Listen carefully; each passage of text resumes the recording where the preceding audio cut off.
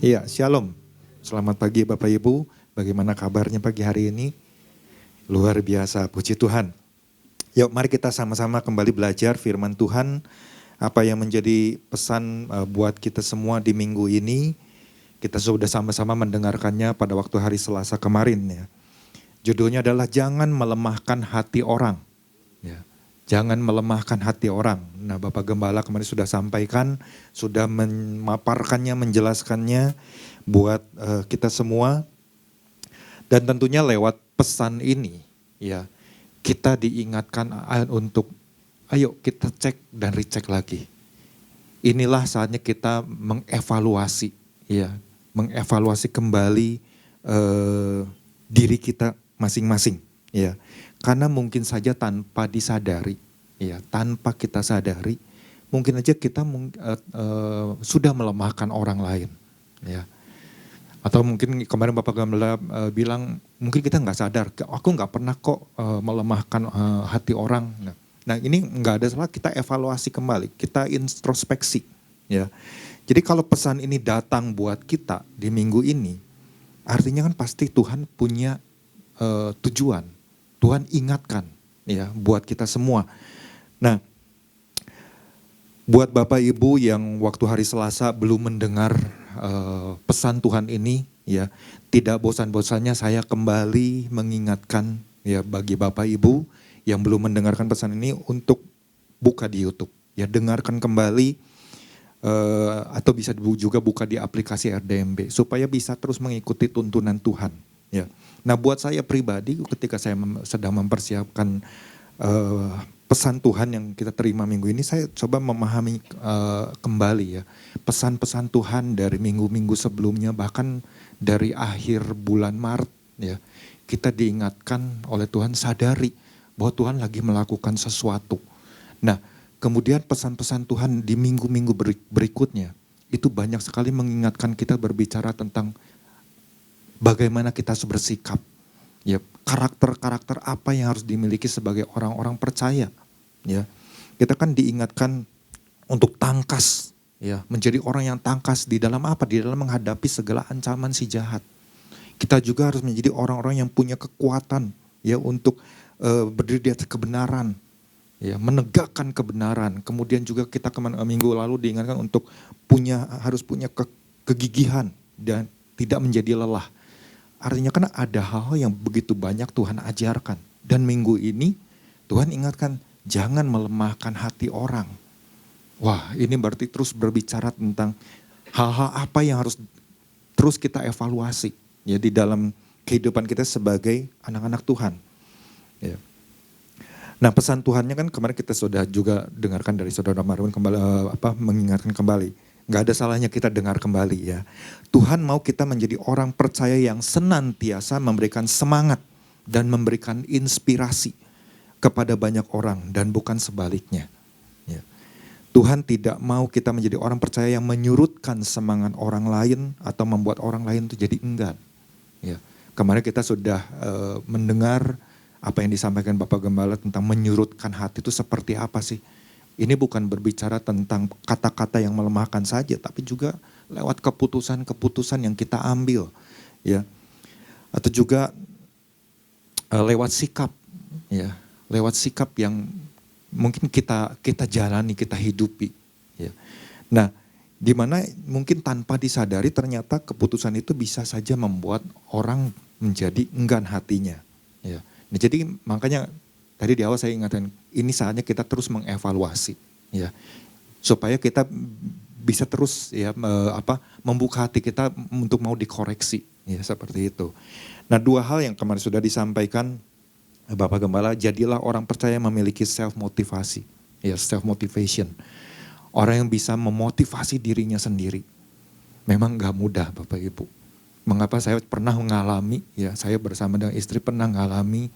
Karena waktu itu awal-awal kami ada di dalam satu bisnis network yang awal-awalnya kami nggak ngerti. Bisnis network itu kan ada leader, ya ada downline. Dimana pada waktu itu yang menjadi upline kami itu saudara dari kakak saya, ya kakak saya dari anak dari cicinya mama, Ya, dia yang ajak kita nggak ngerti, tapi kemudian tiba-tiba dia sakit, kemudian masuk UGD, keluar dari UGD tahu-tahu udah penuh dengan selang, ya dalam kondisi koma. Itu upline yang selalu awal-awalnya itu waktu kami ikut bergabung dorong kami. Di situ kami sampai kehilangan motivasi. Aduh ngapain ya ngikut-ngikut seperti itu. Ya, ada rasa frustasi juga. Wah seperti ini. Tapi pada akhirnya bagaimana kami menyadari kalau kami mau maju, kami nggak bisa bergantung kepada orang lain. Kami harus memacu diri kami sendiri. Ya, kami harus punya motivasi untuk diri kami sendiri. Karena apa? Karena ini adalah hal yang bisa kami lakukan pada waktu itu. Ya, jadi itulah yang kami lakukan sampai ya diperlengkapi lah oleh perusahaan. Ya, dan memang perusahaan melihat kadang-kadang orang kan suka motivasinya wah lagi nurun nih, wah dikasih semangat lewat apa? Lewat seminar. Seminar itu kan cuma hanya untuk beberapa saat orang wah motivasinya terpacu tapi kemudian turun lagi, dikasih lagi turun lagi. Dan dari situ banyak ya dengan berjalannya waktu kan belajar banyak. Oh itu loh yang namanya bagaimana harus memotivasi diri sendiri. Ya sebelum kita bisa memotivasi orang lain. Dan itulah yang kami duplikasikan ketika bergabung di dalam ya network marketing seperti itu. Ya. Dan ternyata nggak mudah menciptakan orang-orang yang bisa punya kesamaan seperti kami ini. Ya. Saya belajar banyak juga dari istri saya. Ya. Karena apa? Karena banyak orang yang kadang-kadang bikin jengkel. Ya. Bikin diri kitanya sendiri jadi kecewa, bikin diri kitanya sendiri jadi frustasi ngadapin orang tersebut. Itu banyak sekali terjadi. Karena ya menghadapi banyak orang. Nah memang ini penting untuk kita kalau kemandingan jadilah orang percaya memiliki self motivation. Ini perlu kita renungkan. Ya. Kemudian apalagi jadilah orang yang tidak puas hanya sampai perbatasan. Dengan kata lain jangan jadi orang percaya yang puas hanya sampai di perbatasan. Nah kita sudah dengarkan tentang hal ini juga. Ya. Buat Bapak Ibu yang belum mendengarnya, saya mendorong ayo ya dengar kembali pesan Tuhan di minggu ini. Nah kemarin sudah Marbun juga udah tambahkan ya poin lainnya untuk jadi orang yang percaya yang terus melihat ya dan memegang janji Tuhan ya sampai akhir. Nah pagi hari ini apa yang bisa saya bagikan ya buat Bapak Ibu, apa yang bisa saya sharingkan lewat pesan Tuhan ini, yang saya dapat adalah jadilah orang percaya yang memiliki pendirian yang teguh ya di dalam Tuhan tentunya. Pendirian yang teguh di dalam Tuhan serta menjadi teladan atau panutan bagi orang lain. Nah ini yang kita mau sama-sama belajar nanti ya. Kalau kita kembali dulu kepada ayat dasar dari pesan Tuhan di minggu ini adalah di dalam Bilangan pasal yang ke-32 ayat yang ke-7. Bilangan pasal yang ke-32 ayat yang ke-7 bunyinya begini. Mengapa kamu hendak membuat enggan hati orang Israel untuk menyeberang ke negeri yang diberikan Tuhan kepada mereka? Itu yang menjadi ayat dasarnya. Tetapi poin yang menjadi dasar dari poin yang saya sampaikan tadi, ini diambil dari Bilangan pasal yang ke-32 ayat yang ke-14. Kita tahu ya tentang kisahnya ini, Bapak Gemal sudah jelaskan latar belakang dari kisah ini karena kita pasti sudah tahu semua. Nah ayat yang ke-14-nya dikatakan begini, dan sekarang kamu bangkit ganti bapak-bapamu suatu kawanan orang-orang berdosa untuk menambah lagi murka Tuhan yang menyala-nyala kepada orang Israel itu. Jadi ini satu peristiwa di mana Musa lagi ingatkan kembali kepada generasi ya yang baru. Ya, generasi angkatan yang lama kan yang sudah dimusnahkan, ini generasi-generasi yang baru, orang-orang yang masih muda. Musa ingatkan lagi peristiwa yang dulu pernah terjadi itu, Tuhan aja udah murka. Nah kamu mau nambah-nambah lagi, kamu masih mau, di sini kan kamu mau bangkit menggantikan bapak-bapamu. Ya. Ini kan kalau kita belajar ini, berarti kan sebenarnya sebagai orang percaya, kita dengan jadi orang percaya itu harus punya pendirian yang teguh waktu ikut Tuhan. Jangan mudah teralihkan. Ya. Jangan mudah untuk ngelihat yang lain rasanya lebih nyaman, langsung ikut. Ya. Tapi harus punya pendirian yang teguh di dalam Tuhan. Ya. Dan ini yang kita nanti sama-sama belajar ya. Seperti apa sih gitu ya. untuk kita bisa punya pendirian yang teguh di dalam Tuhan. Jadi ini kan bagaimana Bani Gad dan Bani Ruben ini diingatkan oleh Musa, Tuhan aja udah murka dengan apa yang pada waktu itu bapak-bapakmu itu lakukan. Ya, kita tahu kan peristiwanya ya. Waktu mereka diperintahkan untuk mengintai mengintai negeri yang dijanjikan Tuhan.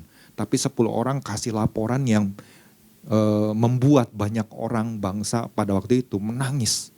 Bahkan mereka bersungut-sungut. Karena apa? Mendengar kabar yang busuk. Ya, yang membuat orang jadi lemah hatinya. Wah, ini sangat berbahaya sekali kalau kita renungkan ya. Nah, kalau kita lihat kenapa sampai seperti itu ya, orang-orang ini kenapa bisa sampai generasi yang tiba-tiba seolah-olah mau bangkit ya. Karena kan Musa ini kamu bangkit ganti bapak-bapakmu ya. Diingatkan lagi kenapa kok bisa tiba-tiba muncul ada orang-orang yang seperti ini lagi ya. Karena kalau kita lihat ya, kita mundur satu ayat, beberapa ayat di sebelumnya, di ayat yang ke-11 di sini dikatakan bahwasanya orang-orang yang telah berjalan dari Mesir yang berumur 20 tahun ke atas tidak akan melihat negeri yang kujanjikan dengan bersumpah kepada Abraham, Ishak dan Yakub, oleh karena mereka tidak mengikuti aku dengan sepenuh hatinya. Nah, apa yang disampaikan oleh Musa ini itu dia sampaikan karena apa? Karena Tuhan yang mengatakan mereka tidak mengikut aku dengan sepenuh hatinya. Orang yang ikut Tuhan enggak dengan sepenuh hatinya ini kan orang yang pendiriannya itu enggak teguh, enggak kuat, enggak kokoh. Orang yang mudah goyah. Orang yang mudah kecewa seperti itu. Orang yang mudah untuk mungkin bersungut-sungut. Mudah marah. Ya, enggak bisa nggak ada perubahan sama sekali. Nah, ini yang perlu kita cek dan recheck lagi. Ya. Apakah mungkin tanpa disadari mungkin sekarang dengan situasi yang semakin sulit ini tiba-tiba kita mungkin ada di posisi yang seperti ini. Ya, seperti orang-orang yang ngalami itu. Ternyata kan kemarin sudah diingatkan orang-orang ini dia melemahkan semangat orang, membuat kecewa orang dan lain sebagainya. Nanti bagiannya kita bisa lihat ya. Nah, jadi apa yang ada di dalam pikiran Musa? Musa itu begitu khawatir dengan generasi ini. Aduh, jangan sampai dah terjadi seperti di waktu lalu. Ya. Nanti Bapak Ibu bisa lihat, ya bisa baca di dalam Bilangan pasal yang ke-13 dan 14. Ya, itu peristiwa yang terjadi. Tetapi di sini yang mau saya sampaikan adalah bagaimana kenapa mereka bisa sampai tidak mengikuti Tuhan dengan sepenuh hati. Ya. Karena kalau orang yang tidak mengikuti Tuhan dengan sepenuh hati, tanpa jelas dia bisa membuat orang jadi enggan hatinya, membuat orang jadi lemah hatinya. Ya. Ini yang perlu kita waspadai, karena efeknya atau dampaknya itu sangat-sangat buruk sekali, ya sangat-sangat buruk sekali. Karena apa? Karena kami juga mengalami ketika menghadapi orang yang begitu sulit, ya maunya menang sendiri. Dikasih tahu yang terbaik, tapi dia nggak mau ngikutin. Ya, aturan perusahaan udah dibuat seperti ini, bukan kita yang buat, perusahaan yang buat, kita sudah sampaikan, kita sudah jelaskan. Tapi dia maunya ngotot dengan apa yang dia mau, gitu. Itu bikin capek hati. Istri saya masih sabar, saya udah nggak sabar. Ya, wah, saya merenungi. Bagaimana ya Musa sampai punya satu pandangan yang jauh seperti itu. Sampai mengingatkan angkatan dari bangsa ini. Dimana kan kita tahu pada akhirnya kan dua bangsa ini kan bisa mempengaruhi setengah dari orang-orang suku Manasye. Bawa mereka masuk ke dalam rencananya orang-orang suku Gad dan Ruben ini. Wah, ini perlu kita renungkan bersama-sama hari-hari ini ya. Buat kita sebagai orang percaya. Apalagi kan kita diingatkan kemarin kita kan dinilai atau diperhatikan oleh banyak orang. Ya. Terutama orang-orang terdekat kita lah. Ya.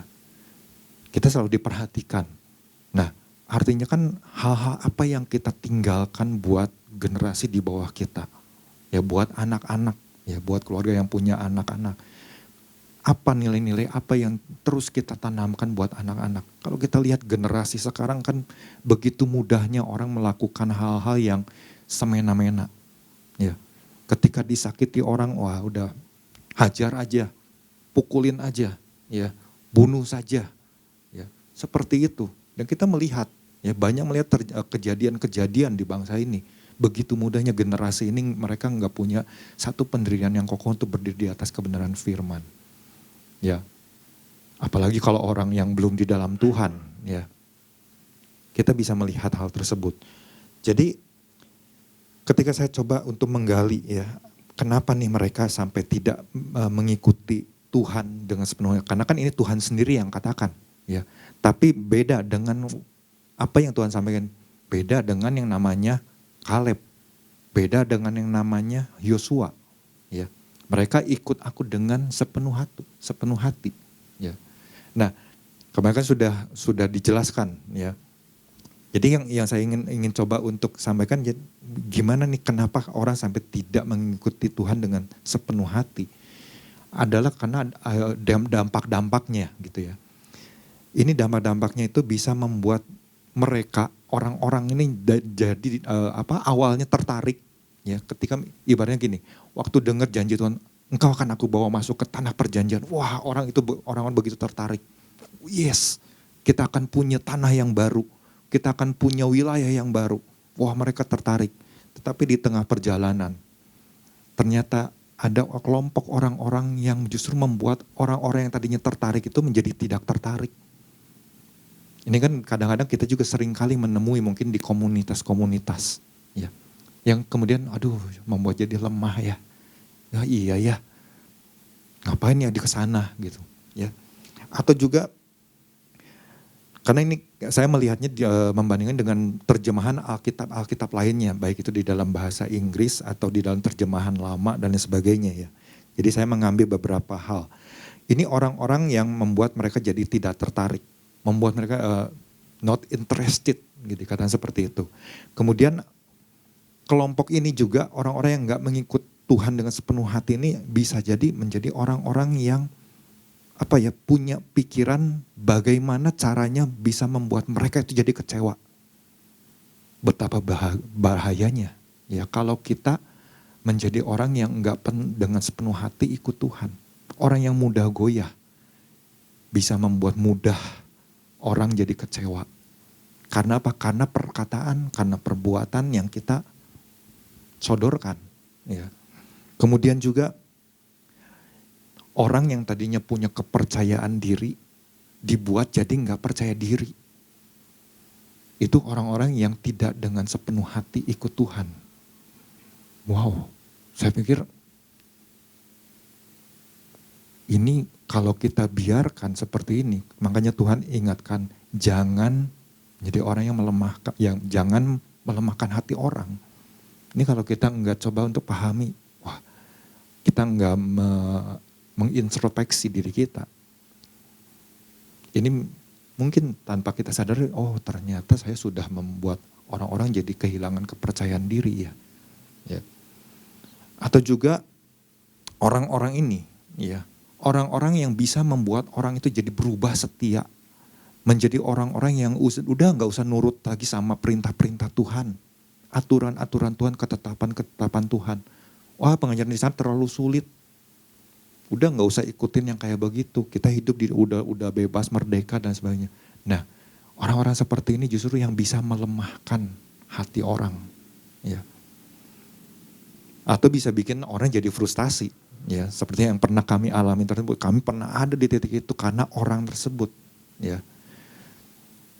Tetapi kalau kita sadar bahwa kalau kita punya pendirian yang teguh, makanya kalau Tuhan sampai bilang beda dengan yang namanya Kaleb dan Yosua. Tetapi di sini saya juga belajar satu sosok lain yang kita tidak pernah boleh lupakan. Ya sosok Musa sendiri. Musa kan usianya udah cukup tua, tapi bagaimana dia mengajarkan kepada generasi ini, dia mengingatkan, ya dia menanamkan hukum-hukum, aturan-aturan Tuhan itu terus diajarkan. Ini orang yang punya semangat yang luar biasa. Orang yang punya pendirian yang teguh di dalam Tuhan. Karena apa? Kalau kita melihat mundur ke belakang satu peristiwa, ya waktu di Meriba. Waktu Tuhan bangsa ini lagi bersungut-sungut minta air. Tapi kan lewat peristiwa itu kan pada akhirnya Tuhan sendiri. Ya, Tuhan yang pilih Musa untuk bawa bangsa Israel. Musa pimpin bangsa Israel keluar dari tanah Mesir. Bawa mereka untuk masuk ke tanah yang akan kujanjikan. Musa lakukan, Musa pimpin. Tapi di tengah perjalanan Tuhan bilang, engkau tidak akan masuk tanah perjanjian. Kalau ibaratnya mungkin ya, kalau kita di awal udah dipilih, kemudian di tengah jalan, hanya karena satu kesalahan kecil, kita kemudian dengar dari Tuhan sendiri, engkau tidak akan masuk tanah perjanjian.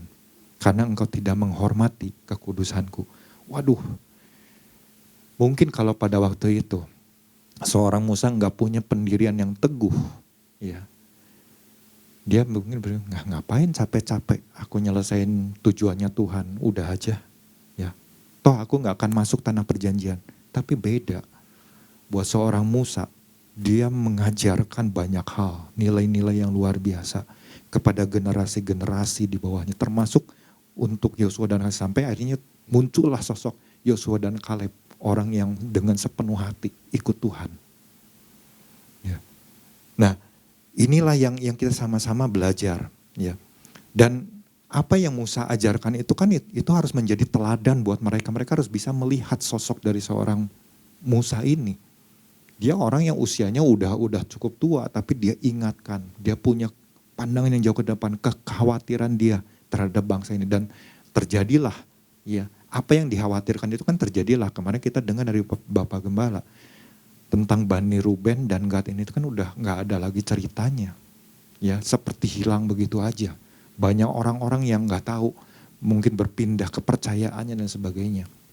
Ini yang sangat disayangkan. Dan itulah alasan kenapa pada waktu itu Musa sudah berpikir jauh ke depan, kekhawatiran dia. Kamu itu harus terus ikut Tuhan, harus masuk. Jangan punya kemauan sendiri. Tapi ini yang dilakukan oleh orang-orang tersebut. Bani Gad dan Ruben ini. Mereka melihat inilah yang terbaik. Di wilayah inilah yang terbaik. Betul, memang wilayahnya baik. Tanahnya subur, rumputnya banyak. Tetapi kan kadang-kadang kan kita harus belajar juga melihat apa yang menurut kita itu adalah yang terbaik. Belum tentu yang terbaik, ya, buat diri kita. Tetapi apa yang baik di mata Tuhan, itu pasti akan memberikan yang terbaik buat kita. Bahkan yang paling baik di antara yang terbaik. Itulah yang kalau Tuhan sediakan buat kita. Kalau Tuhan ingatkan hal itu kan, Tuhan sebenarnya beberapa waktu lalu memerintahkan untuk ayo masuk tanah Kanaan, selidiki. Itu kan Tuhan ingin anak-anaknya itu bisa menikmati. Ingin anak-anaknya itu hidup di dalam segala kecukupan, kelimpahan. Tetapi sayangnya ada 10 orang ini kan memberitakan kabar yang lain. Beda dengan 2 orang ini. Ya. 2 orang ini kan kalau kita lihat, ini punya sesuatu yang berbeda. Ya. Nah, makanya kita sama-sama belajar. Ya. Sama-sama belajar. Kalau kita ini bagaimana seorang Musa, dia tetap punya pendirian yang teguh. Dia bisa tetap mengajarkan, ya, kepada generasi-generasi di bawah dia.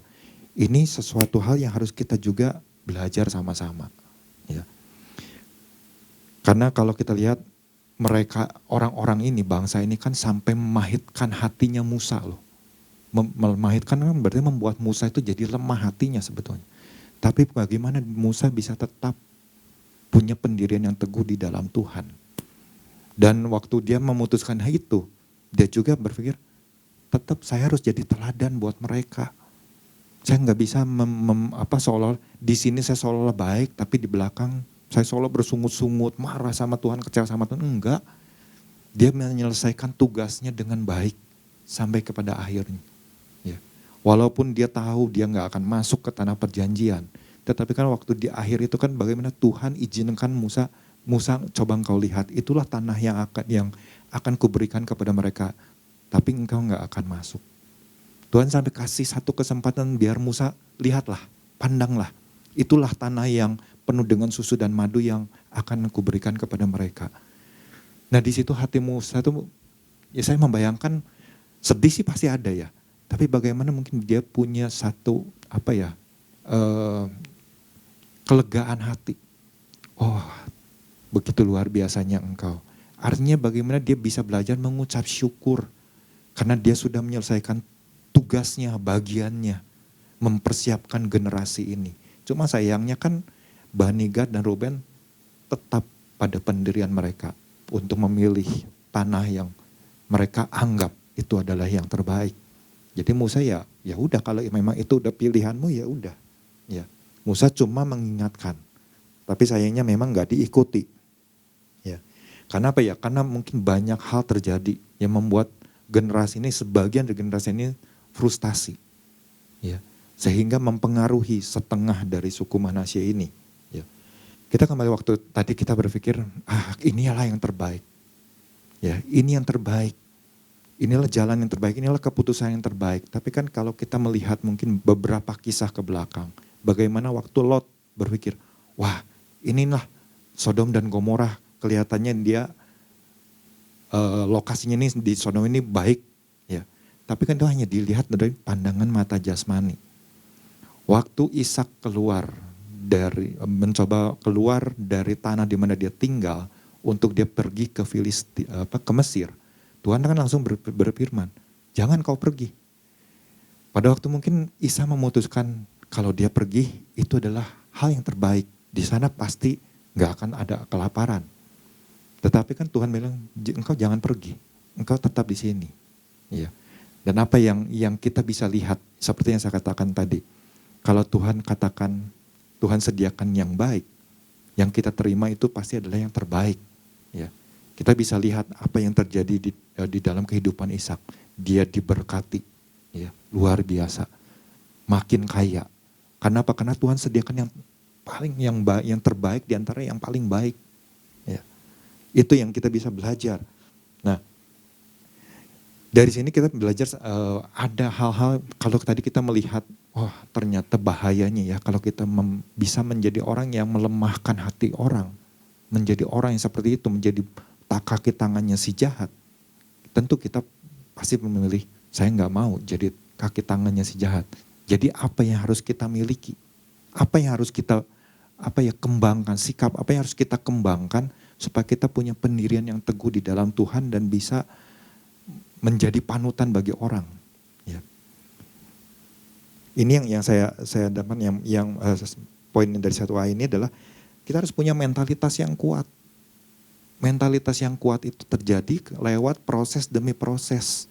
Lewat persoalan, tantangan, masalah demi masalah. Itulah yang sebetulnya membuat mentalitas kita itu jadi kuat. Nah, generasi mungkin yang baru ini di dalam generasi Gad dan Ruben, waktu mereka menghadapi berbagai masalah di dalam perjalanan mereka, ya, mereka kan mungkin perjalanannya mungkin setengah dari bangsa Israel ya yang 40 tahun di perjalanan di padang gurun. Mereka mungkin cuma setengahnya atau mungkin 15 tahun terakhir ya. Tidak mengalami yang sebelumnya. Tapi itu aja sudah membuat mereka frustasi, mungkin baru 1 tahun 2 tahun menjalani udah bikin mereka frustasi. Mereka nggak suka dengan keadaan seperti ini. Aduh, harus jalan di padang gurun terus. Ya. Itulah yang membuat mereka bisa mempengaruhi orang lain. Ya, setengah dari suku Manasye bahkan terbawa. Makanya kita harus belajar untuk punya mentalitas yang kuat. Ya. Ini kan terjadi diasah hari lepas hari. Ya. Dan bahkan mungkin ke depan sana yang kita tidak tahu. Kita harus menjadi orang yang punya mentalitas yang kuat. Beberapa waktu lalu, kan kita tahu ya, sepak bola. Kenapa tim nasional Indonesia nggak bisa bersaing di tingkat ya ibaratnya dunia? Wah, jauh sekali lah. Ya, mungkin jauh sekali. Masih jauh gitu, bukannya nggak mungkin, masih jauh. Tapi kalau kita lihat mungkin di tingkat ASEAN aja. Ada Vietnam, ada Thailand, ada Malaysia. Nah, Indonesia di peringkat keberapa di antara mereka? Mungkin di antara ketiga atau keempat. Thailand udah di atasnya, Vietnam tiba-tiba dari yang di bawah tiba-tiba melejit. Ya bisa seperti itu. Nah, kita tahu kan pelatih timnas sepak bola Indonesia kan dari orang Korea. Dia melihat titik lemahnya. Mentalitas yang gak kuat. Fisik udah digenjot sedemikian rupa, sudah memenuhi porsi. Tetapi mentalitasnya ini yang gak kuat. Ketika mentalitasnya gak kuat, dikatakan 80% ya fisik. Ya, jadi 80 dia cuma bisa mencapai fisiknya itu kekuatannya cuma 80% dari yang tadinya harusnya 100%. Jadi ketika mentalitasnya udah mulai goyah, itu tiba-tiba 20% itu hilang, turun. Beda dengan negara-negara lain, seperti Thailand atau Vietnam. Waktu sudah mengalami tekanan seperti itu, justru mereka meningkat. Jadi apa mentalitas yang kuat itu tetap bisa menjaga kondisi fisik mereka. Kok bisa seperti itu ya? Tetap semangat seperti itu. Ya ini karena mentalitasnya. Nah mentalitas ini yang terus dibenahi dan dibenahi. Ya. Seperti itulah. Ibaratnya kalau di dalam pertandingan. Nah sama seperti kita juga. Di dalam menghadapi hari-hari yang kita jalani ini sebagai orang percaya. Mungkin ada begitu banyak badai, masalah, persoalan yang kita hadapi. Sebenarnya itu kan melatih diri kita untuk punya mentalitas yang kuat. Tentu dengan bergantung hanya kepada Sang Sumber, Tuhan sendiri. Disitulah kita akan bisa diajar, dibentuk oleh Tuhan. Dan waktu dibentuk, diajar sama Tuhan, kita terima aja, kita mengucap syukur aja. Itu yang harus kita kembangkan sikap ini. Kalau kita lihat di dalam Kolose pasal yang kedua, yang ketujuh, ini kan satu pribadi yang namanya Rasul Paulus. Di dalam penjara, dia bisa menguatkan orang-orang yang ada di luar. Dia tidak membuat orang jadi lemah hatinya, tapi dia tetap bisa kuatkan orang. Itu hal yang sangat dahsyat.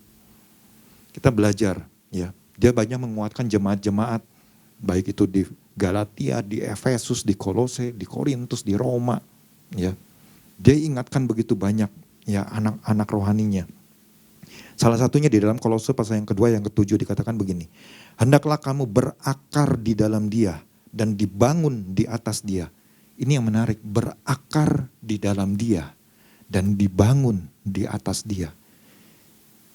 Ini yang bisa membuat kita menjadi orang yang punya pendirian yang teguh di dalam Tuhan. Kita harus menjadi orang-orang percaya yang terus berakar di dalam Tuhan. Dan menjadi orang yang mau terus dibangun di dalam Tuhan. Hendaklah kamu bertambah teguh dalam iman yang telah diajarkan kepadamu dan hendaklah hatimu melimpah dengan syukur. Nah, jadi lewat tantangan tadi, masalah-masalah tadi, kita harusnya bersyukur. Wah, terima kasih Tuhan buat proses yang Tuhan izinkan. Apa nih yang Tuhan mau ajarkan buat saya? Kenapa Tuhan izinkan saya ini terjadi? Kalau aku sudah salah melangkah, aku sadar aku salah. Lalu apa yang harus aku lakukan?